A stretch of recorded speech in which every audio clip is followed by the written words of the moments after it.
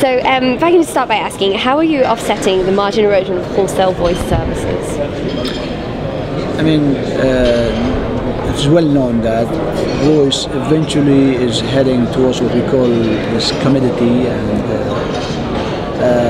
threats from VoIP, OTT is well known. It's something that there are much of leakages. So I think diversion and rethinking what I call it rethinking of connectivity and reshuffling of way of doing business. So perhaps what maybe Etisalat has done in terms of having what we call a smart hub, this will be a haven for all the new type of data connectivity, IP connectivity, roaming hub, IPX, future IPX. So this is the start of doing business in a different way.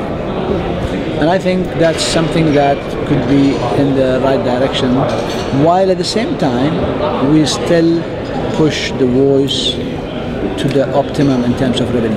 Yeah. So how is it then that you attract global traffic to your network?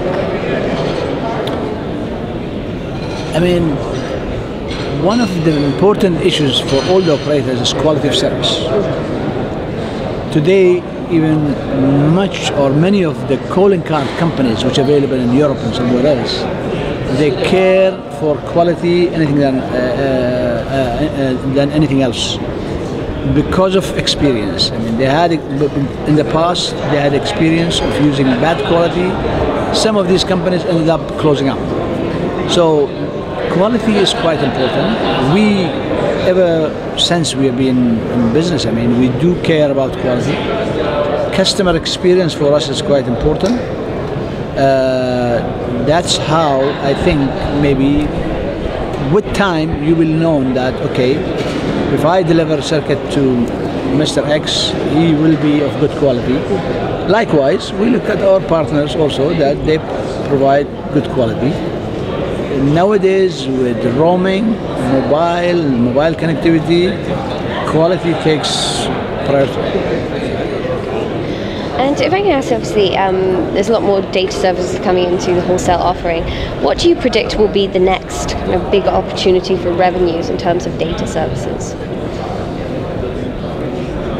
See, if I say from what I can talk of, or what has been even sometimes some of the services say it has been hyped, like machine to machine, for example, as something that it has been talked about very much, and strictly speaking, it may pick up that way. I was really through some of my readings and some of my that MTM, even though it did not proceed as it should, it has good potential for this because of the various usage that it could be done, and also with the introduction of high bandwidth 4G technology such as LTE and all, the usages could be of huge, vast field of usage with proper capacities and all.